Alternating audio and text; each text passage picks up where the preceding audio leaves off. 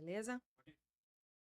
Boa noite, olha só, mais uma segunda-feira, 19h30, e o nosso compromisso com você aqui no Pode Escutar, Pode Falar, mais um episódio recheado de conhecimentos para você que é mamãe, papai, titio, titia, madrinha, todo mundo que convive com criança, professores, né, porque a gente já falou muita coisa aqui também, do desenvolvimento infantil de um modo geral. Então, muito obrigada pela tua audiência e eu quero saber de você, já se inscreveu? Já ativou o sininho? Dê seu like, compartilhe, porque você sabe que é o que nos ajuda a manter a fidelidade com vocês, a manter a qualidade dos profissionais, dos assuntos. Eu, como mãe, eu aprendo demais com esse podcast e eu espero que você aí em casa também. Muito obrigada pela tua audiência. E hoje, gente, maravilhosa, uma pessoa que eu tô ali, ó, tentando trazer aqui para bater esse papo com vocês, comigo e para vocês, que é a pediatra, uma pediatra maravilhosa, minha amiga Tainá Cordero. Doutora Tainá, até que enfim! Boa noite! Finalmente esse encontro saiu, Finalmente! Né, obrigada por você estar aqui, por você ter aceitado o nosso convite num assunto super importante. Os meus já estão grandinhos, né? Tem uma de 3, outro de 6 ali, mas eu lembro o quanto eu penei. A gente tá sempre aprendendo, né? Exatamente, o quanto eu penei na época da minha gestação, né? Assim, de não saber o que me esperava, né? Principalmente na minha primeira gravidez. Então, você que tá gravidinha hoje, ou se você conhece uma gravidinha, já envia esse episódio para ela, porque vai ser recheado de informações importantíssimas para quem é mamãe, principalmente de primeira viagem, ou até de segunda sempre aprende, né, doutora Tainá? O nosso mundo do maternar é um eterno aprendizado, é um né? Eterno aprendizado. A gente sempre se surpreende com coisas novas, está sempre, como é que a gente fala, apagando a língua, né? É verdade. E aprendendo coisa nova. Até porque um filho nunca é igual ao outro, né? Então, por mais que seja mãe de 1, 2, 3, sempre que a gente passa aí por um novo ciclo, a gente está sempre aprendendo, não tem jeito. É verdade, até as gravidezes não são iguais, né? Uhum. Uma é mais tranquila, a outra tem menos enjoo e assim vai. E imagina o filho, né? A mesma educação, mesmo lar, mesmo pai, mãe, mas mesmo assim são completamente diferentes. E é isso que dá um brilho a mais nesse maternar, uma loucura a mais nesse maternar no dia a dia, né? E eu amo o Instagram dela, mas eu vou falar já, eu preciso apresentar para vocês a convidada de hoje à noite. Então vamos lá, a doutora Tainá Cordero, ela é médica pediatra, realizou residência médica pela Fundação Santa Casa de Misericórdia do Pará, possui o título de especialista pela Associação Médica Brasileira e Sociedade Brasileira de Pediatria e é pós-graduada em alergias e alimentação infantil. Tem atuado há mais de 11 anos em consultório e também em sala de parto. E atende na clínica Plena. E eu vou falar esse lado que eu amo dela também, para vocês conhecerem mais ainda da doutora Tainá.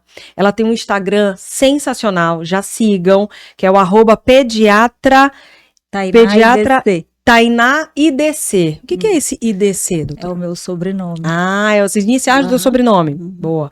Então, @pediatra IDC, o Cauê vai colocar para vocês aí, para vocês seguirem, porque assim, ela tem muito conteúdo para as mães, tem vida real da maternidade dela, que é muito legal também, porque ela divide um pouco disso do dia a dia, dos perrengues do dia a dia, é muito engraçado, né, acompanhar ela como profissional e ela como mãe também. E ela compartilha várias reflexões do dia a dia e, como eu falei, dessa maternidade mais real.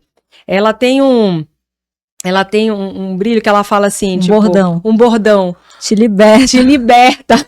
Adoro. Te liberta, para com as neuras, entendeu? Então, assim, já segue que é muito sensacional o Instagram dela. Te liberta, muito bom. E também ela ama viajar, ama ir para Salinas e fica mais especial ainda se ela for para casa do vovô João e da vovó Cléo. E para ficar perfeito tem que estar com a família reunida e regada de muita comilança. Mamãe do João Heitor, um príncipe de cabelo cacheado, um anjinho, e é casada com o Heitor. Uhum. Falei certinho? Ótimo, maravilhosa. Esse é o melhor currículo, amiga. Aham. Não é? Eu falo, doutora Tainá, que o CPF bom faz o CNPJ melhor ainda. Uhum. Certeza que a maternidade, ela deixou o teu profissional diferenciado. Gente, hoje eu sou outra pessoa, de fato, como mãe, né, isso me acrescentou muito na minha vida profissional. Hoje eu vejo quão importante porque nenhum conhecimento teórico substitui o que a gente vive ali no dia a dia, né? E assim, eu também como mãe, primeira vez, né? Eu achei que eu soubesse muita coisa, mas quando eu me tornei mãe, eu me surpreendi e vi que nada se compara a gente viver aquilo dali, né? E a gente paga a língua, a gente quebra a cara e aprende, a gente acha que sabe, mas no fundo a gente não sabe, e é isso, é um eterno aprendizado. A gente acha que eles estão aprendendo, eu acho que eles estão ensinando muito mais a gente, né? A ser uma pessoa melhor, a realmente refletir mais sobre os nossos atos, sobre a nossa forma de comunicar, né? Sobre tudo. É maravilhoso. É por isso que eu acho que o teu maternar, a tua experiência agora como mãe, o João, ele tá com 2 aninhos. 2 anos. Né? Então, o teu maternar, certeza que deixou o teu lado profissional ali muito mais empático e eu acho que mais completo até. Sim. Hoje eu vejo a importância da gente, se puder, né? Claro, isso não sem desmerecer os colegas aí que não são pais ou mães, mas assim, tem um toque a mais quando a gente escolhe um pediatra aí que já passou aquilo que a gente está passando. E a gente consegue conversar ali de igual para igual e ele se coloca no lugar daquele paciente que está com determinadas ali dificuldades, assim, é diferente. É diferente. E aí ele entender que você já passou por isso, a consulta ela sai meio psicológica também. Muito. É muito legal. Eu falo, eu depois que eu me tornei mãe, o meu profissional foi completamente diferente e o meu olhar para as crianças foi diferente também. É brilhante, que bom.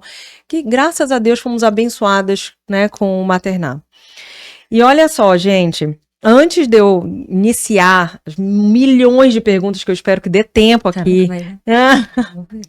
Vamos ver, vai dar. Né? Para dar tempo aqui de fazer as perguntas para a doutora Tainá, eu preciso agradecer os nossos patrocinadores. Olha lá, Festa Escova passando aí. Gente, sem brincadeira nenhuma, hoje eu cheguei mega atrasada do meu horário para vir para cá, para me arrumar e vir para cá. Mandei mensagem pro Cauê falando, não, vou chegar atrasada. Hoje eu chego atrasada, porque às 19 horas a gente começa a gravar. Eu cheguei lá, eram 20 para as 6 e eu saí tipo 1 hora depois, plena, com make, cabelo, do jeito que vocês estão me vendo aqui. Então assim, Fest, ela faz jus ao nome. Acho maravilhoso. Fest, obrigada por esse atendimento. Fest, por esse diferencial aí no atendimento de vocês. E obrigada pela parceria aqui com o Pode Escutar. Olha lá. Pode escutar também, já vai colocar ali, já vai ficar rodando aí os nossos patrocinadores o tempo todo. Clínica Audionorte Saúde, muito obrigada, porque assim, a Clínica Audionorte foi a pioneira aqui em pensar junto com a gente nesse podcast, né, no Pode Escutar, no Pode Falar, então junto com a gente aqui, iniciou todo esse trabalho e lá você encontra não só otorrinolaringologia, mas a fonoaudiologia também, diversas especialidades, processamento auditivo, a gente tem reabilitação vestibular também, além da vectoeletroestagmografia, que é o exame feito para quem os pacientes que a principal queixa é a tontura, então muitas vezes é indicado esse exame também, então lá na Clínica Audionorte você encontra. Doutora Rafaela, inclusive, maravilhosa, manda um beijo aqui para ela, obrigada pelo trabalho diferenciado que você faz aí na Clínica Audionorte.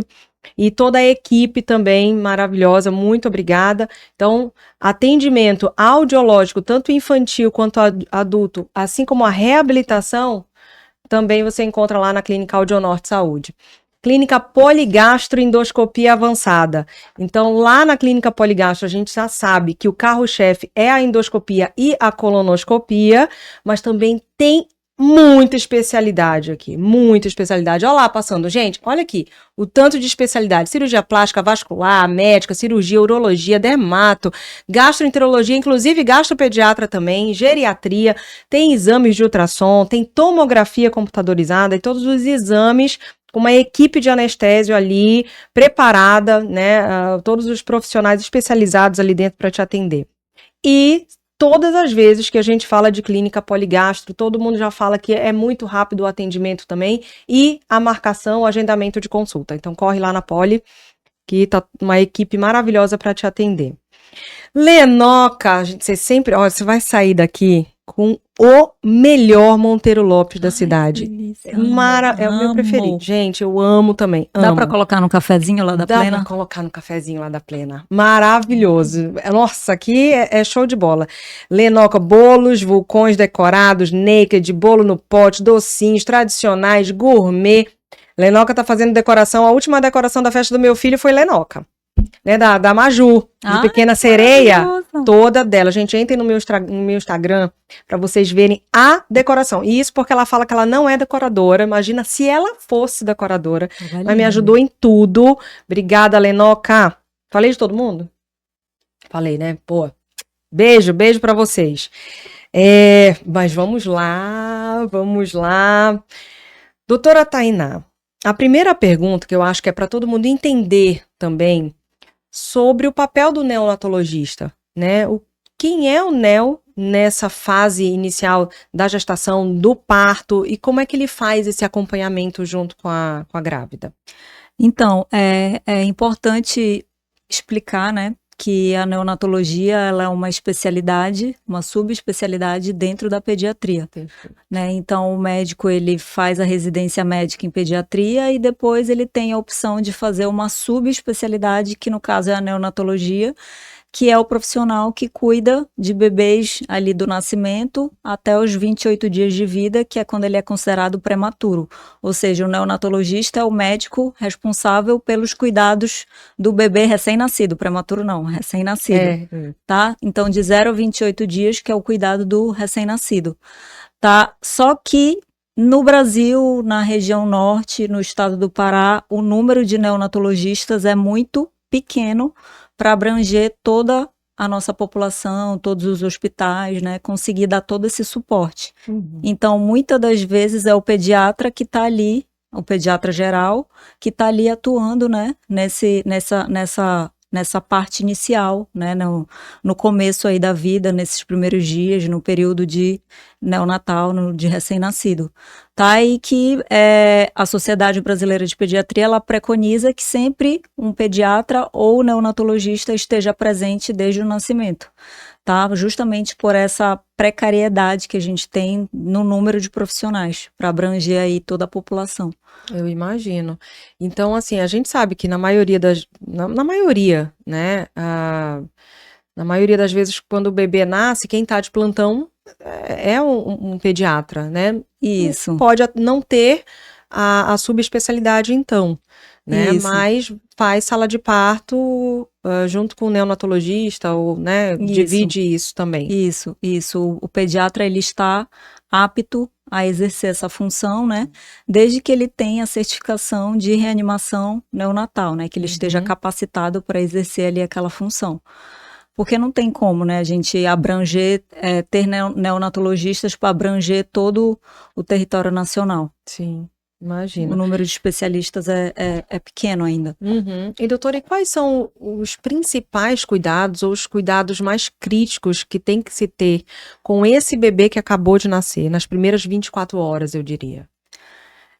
Quando a gente fala de um bebê recém-nascido, as primeiras 24 horas acabam sendo aí críticas, né? Porque a gente está falando sobre um ser que está fazendo a transição ainda da vida fetal para a vida da vida intrauterina, né, para a vida extraútero, né? Então ele está passando por todas as adaptações, principalmente cardiorrespiratória. Mas eu digo que o primeiro minuto, ele é o crucial, porque é aquele primeiro minuto que a linha é muito tênue entre a gente ter um bebê saudável e um bebê que ele pode ter sequelas, né, por evento relacionado à asfixia, à hipóxia, baixa de oxigenação. Então é o primeiro minuto. A gente vê muito falar sobre hora de ouro, né? Golden Hour.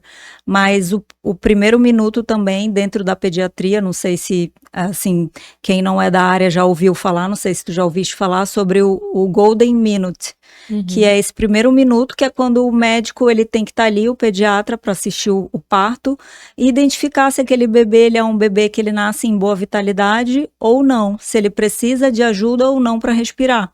Porque mesmo quando tudo está indo muito bem, a gestante fez um pré-natal de qualidade, passou ali na consulta pré-natal pediátrica, está tudo sob controle, não existe gestação sem risco. Sim. Existe aquela gestação de baixo risco, médio e alto risco. Né? Então, mesmo as gestações de baixo risco, 2 em cada 10 bebês, eles precisam de ajuda para respirar. 2 em cada 10. Então, mesmo quando tudo está sob controle, quando tudo está muito bem, onde os riscos ali estão controlados, né?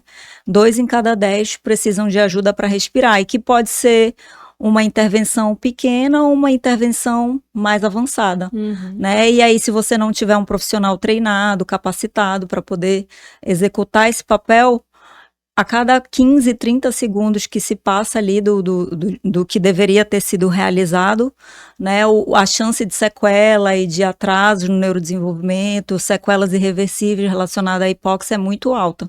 Né? Lembrando que a anóxia neonatal, que é a falta de oxigênio, ela é a terceira principal causa de óbitos em crianças menores de 5 anos no Brasil, estando atrás só das anomalias congênitas e da prematuridade. Nossa, que alto. Então, assim, esse 1 minuto realmente é um minuto de ouro. Ou seja, né? É de ouro.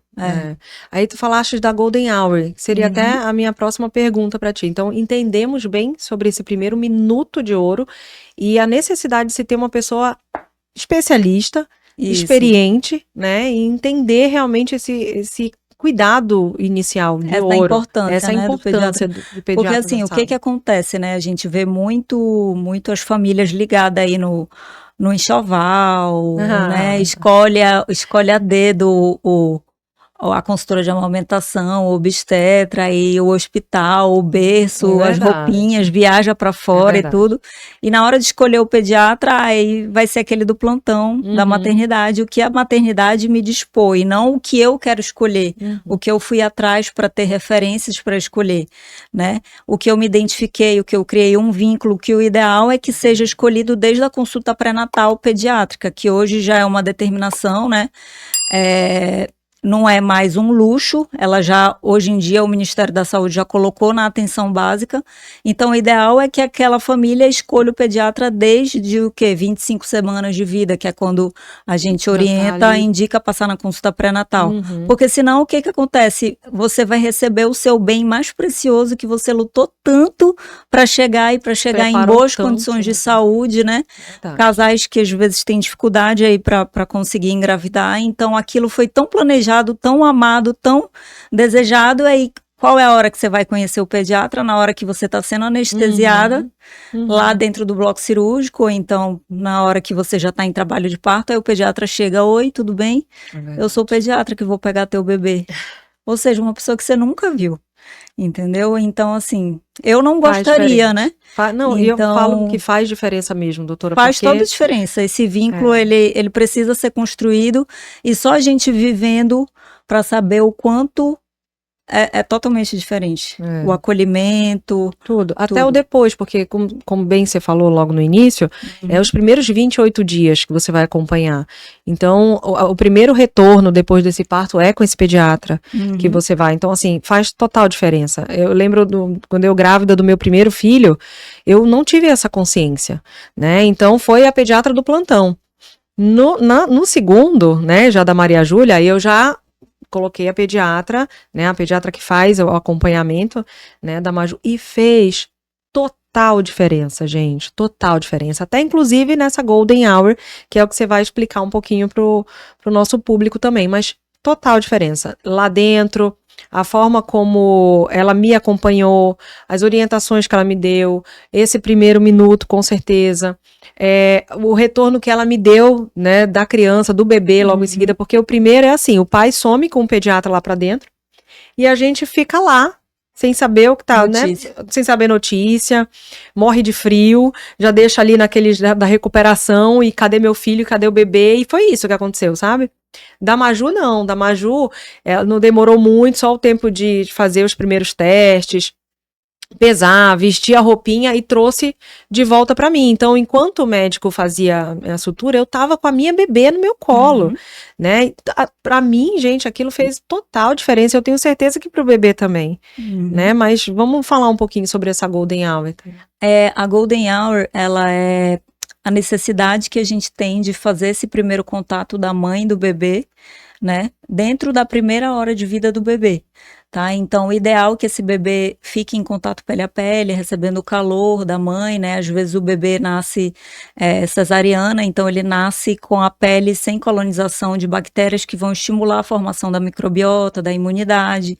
Então, tudo que a gente quer é o contato pele a pele para a gente poder estimular a formação dessa microbiota e colocar o bebê para mamar dentro da primeira hora de vida, porque isso já é comprovado, cientificamente comprovado, que bebês que mamam dentro da primeira hora de vida, o tempo de amamentação ele é mais prolongado.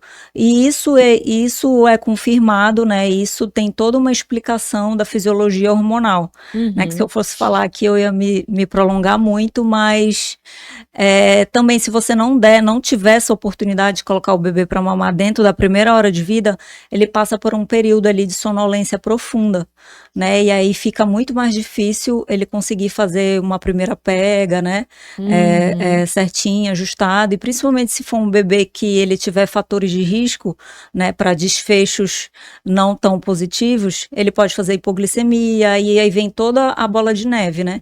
Fazer hipoglicemia, ele já não consegue mamar porque ele tá sonolento demais, aí coloca a fórmula, mamadeira, aí aumenta a chance de desmame, né? E todas aí já vai uma coisa levando a outra, né? Mas a Golden Hour é isso, é a necessidade que a gente tem de fazer o contato pele a pele e colocar o bebê para mamar dentro dessa primeira hora de vida. Que faz toda a diferença também, né? Faz toda a diferença. Estimula a contração uterina, estimula a pojadura, a descida do leite, fortalece o vínculo, prolongando mais tempo aí de aleitamento materno, evita a hipoglicemia, a fórmula desnecessária.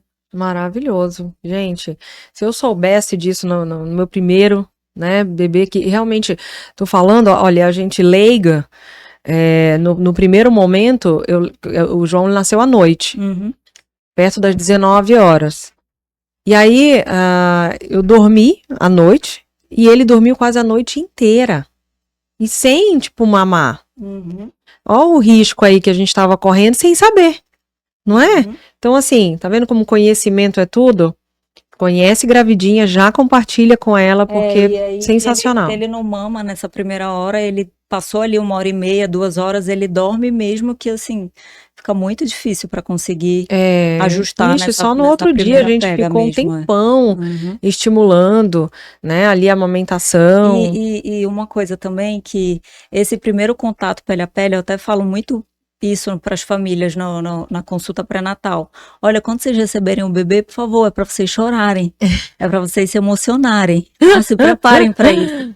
Porque é esse vínculo, é esse beijo, é esse cheiro no bebê, é esse contato pele a pele, esse primeiro encontro, que essas emoções é que vão estimular a produção de ocitocina, que é o hormônio relacionado ao bem-estar, ao amor, né, o hormônio do amor, e é o responsável pela ejeção do leite. Né? Então, isso vai facilitar a pojadura. Vai. Né? Então, porque o meu leite demorou muito para descer, olha, no do João, da Maju já não. Tem toda a razão, tipo, eu tô vendo aqui a teoria com a minha prática e tá batendo certinho, gente. A do João, eu precisei estimular com a ocitocina no nariz, né? Para que acontecesse exatamente, porque demorou um pouquinho. E assim, eu não tinha levado fórmula para lá, porque eu falei assim, não, fórmula, eu tenho que amamentar. Sou obrigada a amamentar o meu bebê. Ai, que loucura, gente, não precisam passar por isso também.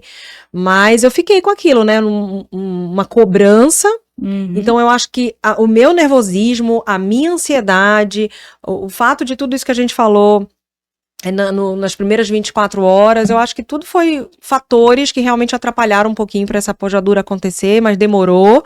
E ele só foi mamar tipo, quase 24 horas depois, né? E um pouquinho de leite. Se eu estivesse lá, tá vendo? Né? A gente não se conhecia. Tá Né? Se eu te conhecer, nem nos 3 anos da Maju. Verdade. Né? Mas eu fui muito bem acompanhada também, graças a Deus, e faz diferença. Então, se você tá gravidinha, já vai pensando aí na neonato que vai te acompanhar, no pediatra que vai fazer tua sala de parto, porque faz diferença mesmo. Agora sim, o medo de todo mundo, doutora Tainá, é a UTI. Será que meu bebê vai precisar ir para a UTI ou não? O que faz indicar esse bebê para ser admitido numa UTI? O que é UTI? Então, a UTI, ela é a unidade de terapia intensiva, né? Onde a chance de um bebê ir para precisar ser acompanhado na UTI depende muito, a gente já consegue estimar qual é aquele bebê que vai precisar ou não, desde ali da consulta pré-natal, né, com o pediatra, porque quem tem maior chance de ir para UTI é aquele bebê que nasce prematuro e que nasce com baixo peso. Né? Então, se ele nasce prematuro, baixo peso, isso vai puxar várias outras intercorrências. Então, ele vai ter maior chance de infecções, ele tem maior chance de icterícia, ele tem maior chance de fazer distúrbios metabólicos, a baixa do açúcar, que é a hipoglicemia, ele tem maior chance de fazer dificuldade na termorregulação, na regulação da temperatura, então fazer hipotermia, ele tem maior chance de distúrbio respiratório, né, hipóxia, são os 3 Hs, hipóxia, hipoglicemia e hipotermia, né. E precisar de suporte de oxigênio, né? Então, assim, tudo depende desses 2 fatorizinhos. Se o bebê vai nascer de termo ou prematuro e o peso dele. Aí, a partir desses 2 fatores, puxam as outras intercorrências. Então, se o bebê tem esses riscos, esses desfechos que eu acabei de citar, muito provavelmente ele vai precisar ser manejado na UTI, tá? Porque ele vai precisar ali de suporte o tempo inteiro, ele vai precisar ficar monitorizado, ele muito provavelmente não vai conseguir se alimentar por via oral, vai precisar ficar de sonda, ou fazer a nutriçãozinha dele, né, pela veia, vai precisar de exames, que às vezes é invasivo, não dá pra gente fazer ali no apartamento. Então, depende basicamente do tempo de nascimento e do peso do bebê, que vai puxar esses outros desfechos aí. Então, entendi. E para a gente entender mais ainda, o que seria considerado um bebê prematuro e baixo peso? Por exemplo, a partir de quanto, tipo, aqui tem baixo peso e pode ter todos esses riscos, né, que você falou. E também quando é que um bebê é considerado prematuro? O nascimento fisiológico natural, né, que a gente chama de termo, né? Nascimento a termo ou de termo, ele é a partir de 37 semanas, até 41 semanas. Então, é o momento aí de nascimento. Só que hoje, ainda mais atualizado do que isso, a gente fala em termo precoce, termo completo e termo tardio, né? Então, o ideal mesmo é que o bebê venha nascer entre 39 e 40 semanas, que é o que a gente chama de termo completo. 39 né? a 40. Até 36 semanas e 6 dias é considerado prematuro. Tá? E quanto mais prematuro, quanto antes o bebê nascer, maior o risco desses desfechos negativos que eu falei, de precisar de UTI. Quanto mais prematuro, quanto mais baixo peso. E o peso, o ideal, maravilhoso, se ele nascesse a partir de 3 quilos, peso normal, mas de menos de 3 quilos até 2,5 kg é peso insuficiente.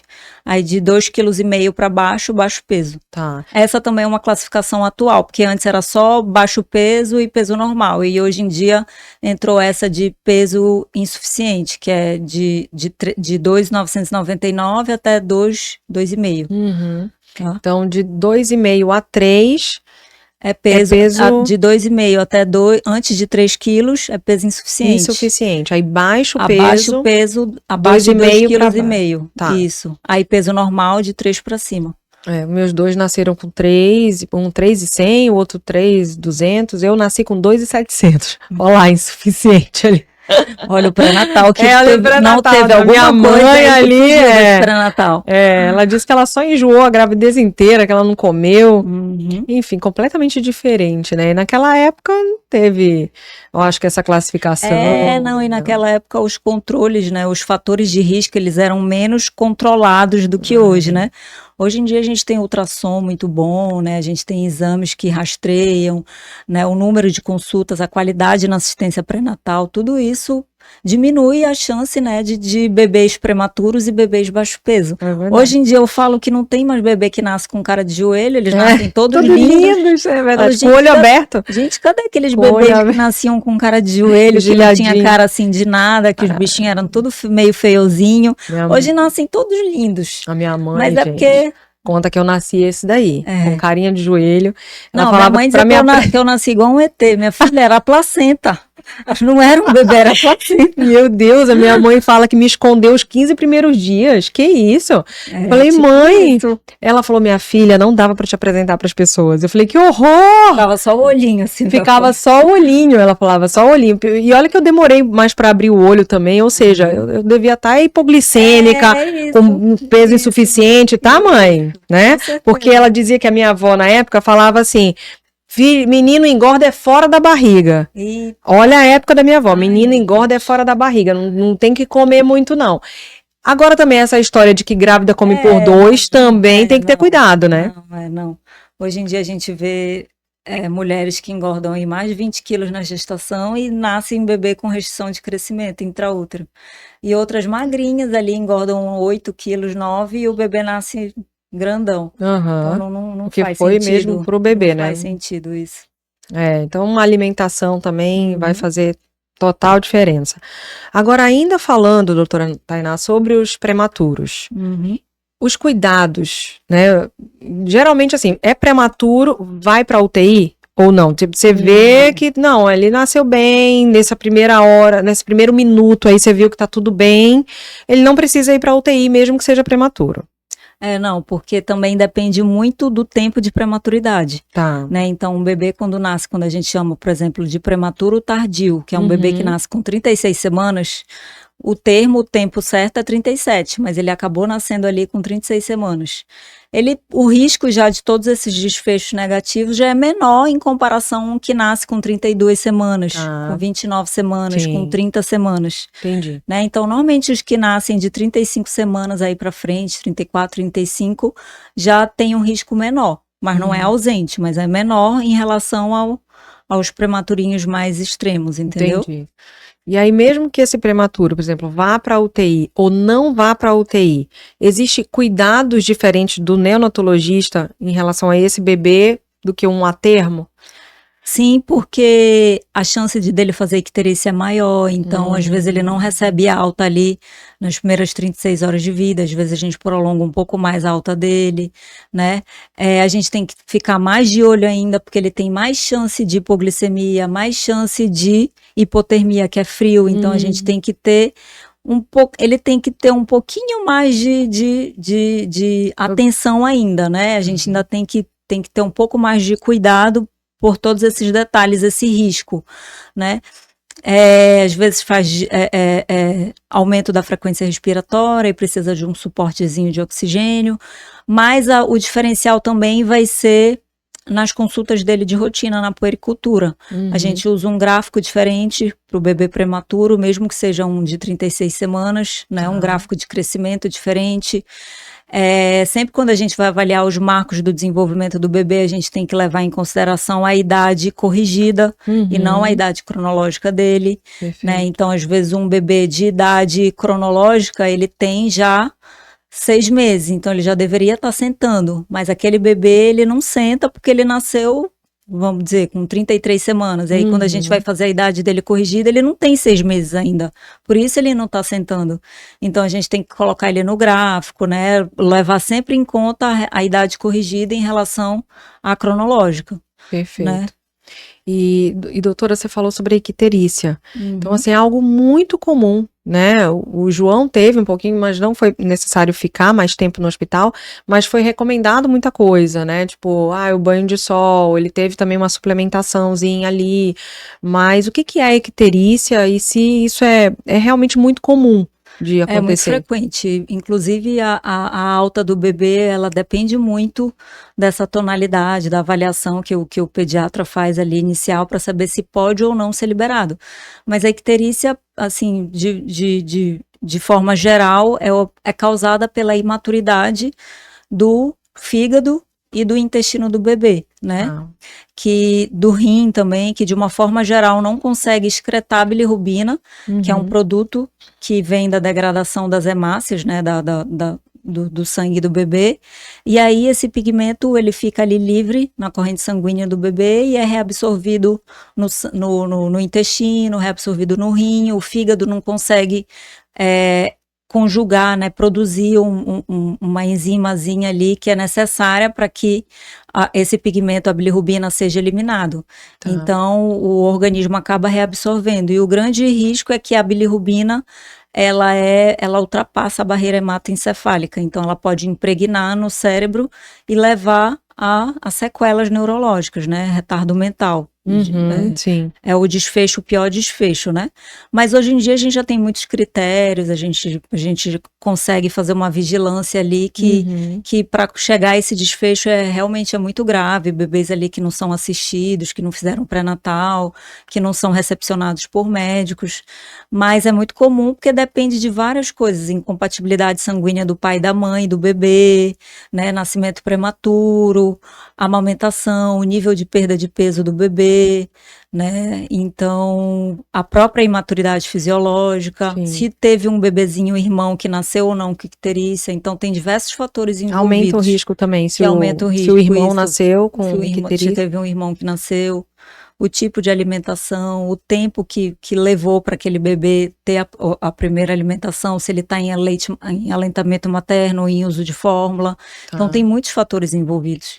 E aí o próprio hospital, eu lembro, traz aquela, é tipo um banho, né, que eles dão, É, como é o hoje em nome? dia é a fototerapia, né? O tratamento, Fototerapia, que isso. antigamente era banho de sol, né? É, Mas banho de hoje em sol. dia é. Então, tem gente que prescreve banho de sol pro bebê, tem outros que já falam assim, Não, não. Hoje em não. dia não, cientificamente não é mais aceito, não. Banho de sol É é só mesmo mesmo. pro bem-estar, né? Da mãe, do pai que querem sair Que para quer tomar sair um assim, um pouco, ar olhar, livre ali, aham, sair respirar um ar de puro. casa. Mas eu sempre falo, olha, é pro lazer, o banho de sol é pro lazer e não nada formal, nada que tem que estar ali na rotina, que seja nada rígido, tá? O Uhum. bebê não precisa ficar sem roupa, exposto diretamente ao sol, até porque antes isso era para síntese de vitamina D, né? É, E para tratar a icterícia, só que hoje isso caiu aí por terra e que sim. as avós não me escutem, mas não tem mais nenhum valor Ela não científico. tá proibindo o banho de sol, gente, vejam bem, né? Ela Não, é para fins de lazer, né, de lazer. bem-estar, mas Uhum. não com finalidade terapêutica. Então tem a fototerapia, que aí estabiliza esse bebê primeiro para depois ele receber alta.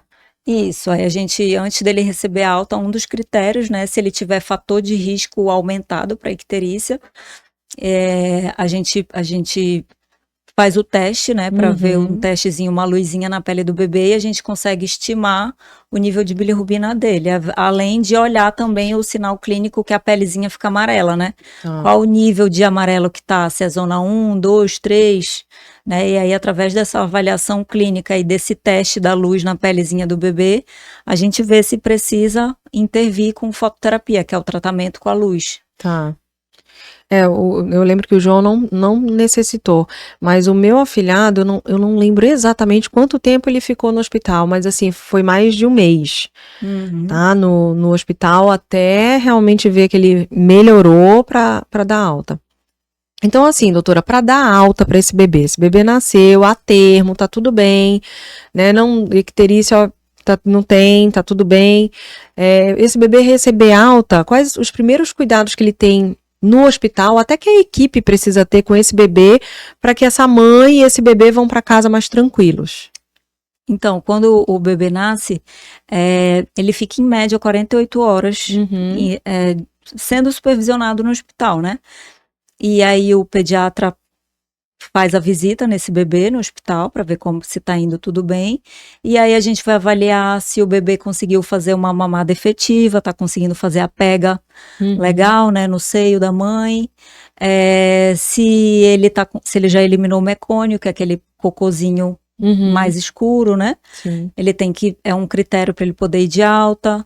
Se tá tendo diurese, se o umbiguinho não tem sinal inflamatório nenhum, se ele não está fazendo nenhum sinal ali de desconforto respiratório, deixa eu ver o que mais, se não teve icterícia, se é um bebê que não tem nenhum fator de risco ali, nenhum sinal de infecção, né? Perfeito. E se não tem nenhum distúrbio metabólico, né? Hipoglicemia, se a temperatura está normal.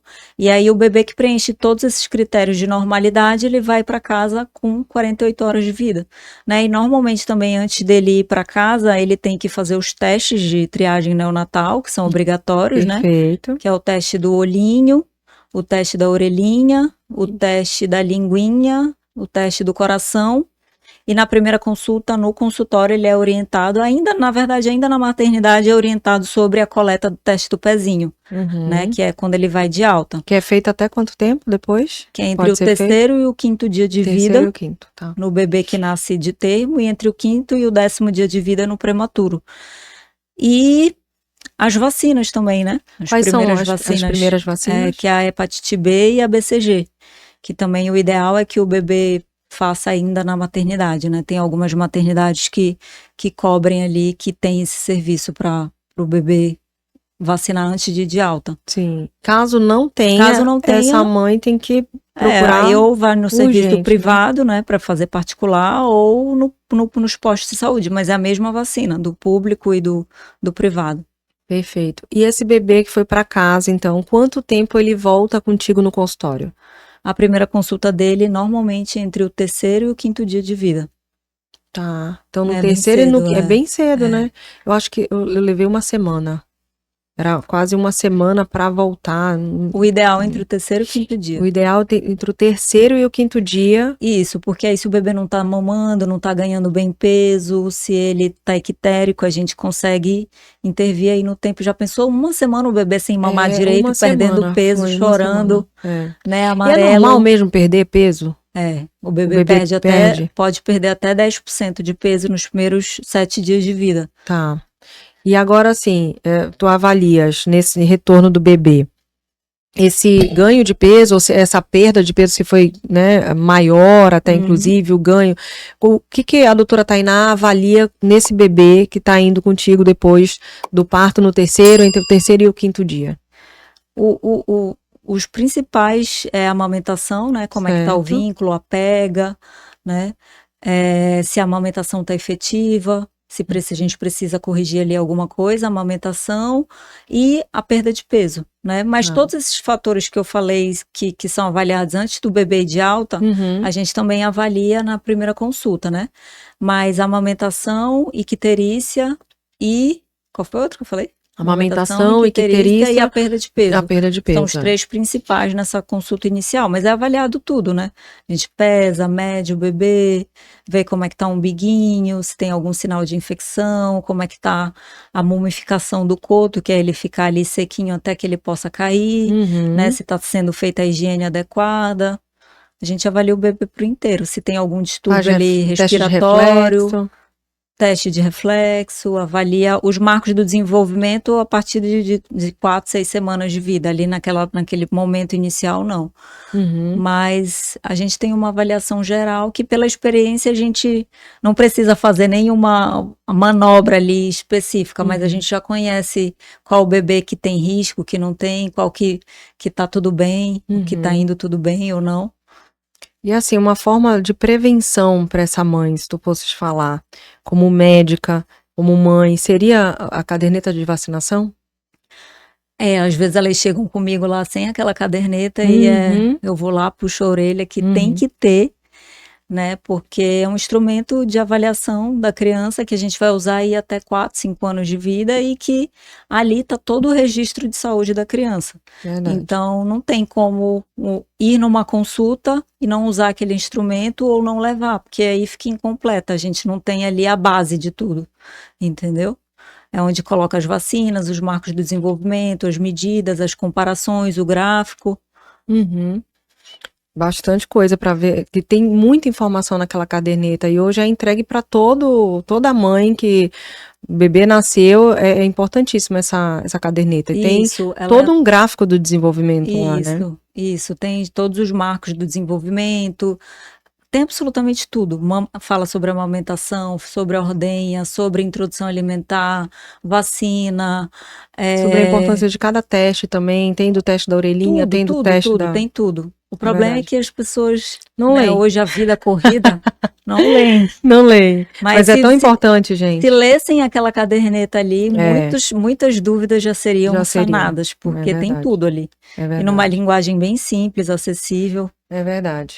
Mas vocês viram que a gente precisa de uma pediatra para chamar de nossa, né? De uma pediatra que faça desde a sala de parto até todo esse acompanhamento, por mais que a sua gravidez esteja ali, olha, abençoada, tranquila, seu bebê, né, ali se desenvolvendo super bem, esse primeiro minuto e realmente o nascimento é algo que a gente precisa estar mais seguro ainda e cercado de profissionais que sejam experientes e especialistas na área.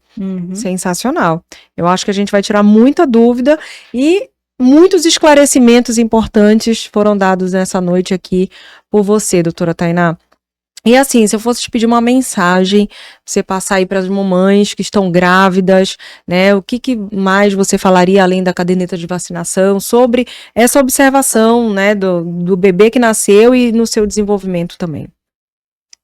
Se eu fosse dar uma orientação, um conselho, uma dica, enfim, como a pessoa quiser chamar, como mãe e como pediatra, né? Em primeiro lugar, escolher um pediatra, escolher um profissional que te acompanhe desde a consulta pré-natal, porque isso de fato faz toda a diferença. Perfeito. Né? E só quando a gente passa para a gente saber o quão diferente é aquele pediatra que quando a criança chega ali no 3º dia de vida, no 5º dia de vida do consultório, o médico já sabe todo o histórico dele. Então, e quando ele fizer 1 ano, 2, 3, é aquele mesmo profissional. É maravilhoso a gente ter esse acompanhamento. E para mim, como pediatra, ter essa sequência maravilhosa, imagina para a família, né? A segunda coisa é que se a mãe tiver um feeling, um pressentimento de que alguma coisa não vai bem com seu filho, para ela ir atrás, porque normalmente as mães sabem, têm razão. Isso independente do que seja uma queixa física ou uma queixa relacionada ao neurodesenvolvimento, né? Se você tem um feeling, um pressentimento, vai atrás, né? Busca uma resposta para aquilo, não desiste, porque normalmente as mães sabem sobre seus filhos. E uma outra, deixa eu ver. Então, acho que é isso. Do feeling, né? Buscar uma pessoa que te acompanhe ali desde o início e tentar buscar por uma sanidade mental. Boa. Porque, gente, isso interfere muito em todos os aspectos, assim, quando a gente é recém-mãe, muitas coisas acontecem, o nosso mundo ali meio que vira do avesso, mas depois a gente vê que o avesso é o certo, né? Mas é muito importante a gente dar importância a isso. E a mãe entender que se ela não estiver bem, o bebê não vai ficar bem, entendeu? E eu vejo muito isso, mães que estão ali se penalizando e os bebês estão ótimos e a mãe ali, tadinha, só o caco. Então, para que se importem mais com elas mesmas e deem valor para a saúde mental, porque faz muita diferença. Te liberta, né? Te liberta, o slogan da doutora Tainá, te liberta, e é isso mesmo. Mas assim, eu amei essas 3 dicas, porque de fato, hoje eu li uma frase que falava assim, o seu filho merece uma mãe feliz. Ei, foi eu que escrevi isso. Foi tu? Então foi no teu que eu li, tá vendo? Foi. Olha, eu passando ali no feed, ó, tá vendo só? O seu filho merece uma... Foi exatamente então isso que você colocou hoje, porque eu acho que realmente é importantíssimo. A gente já falou aqui não tem também. Como a gente pensar numa criança bem se os pais têm um relacionamento ali disfuncional, a mãe não tá bem, o pai não tá bem, se a criança vive num ambiente, né, que é conturbado, não tem como a criança ficar bem, né? E o primeiro de tudo é a mãe olhar para si e dar valor a isso. O que ela pode fazer para trazer essa sanidade mental, para se ajudar, para se autoajudar, para se cuidar. A máscara de oxigênio, né? Primeiro nela, depois ajude quem estiver por perto. E essa é uma verdade muito grande. A gente já falou aqui sobre sobrecarga materna, a gente já falou muito sobre saúde mental materna, né? E como ser uma mãe melhor pro filho. Então, assim, é importantíssimo. Pode procurar nos outros episódios ali, a gente fala sobre isso. Sensacional o que tu falaste agora. E fora isso, eu acho que todas as tuas dicas aqui foram muito importantes, além da gente entender a necessidade de se ter alguém para chamar de uma pessoa especialista na área e, além disso, alguém que realmente vai acompanhar o teu filho, porque não é só na hora que nasce. Esse acompanhamento do pós aí realmente faz toda a diferença, é fundamental. Né? E tem quem confiar e que sabe todo o histórico do filho, faz total diferença.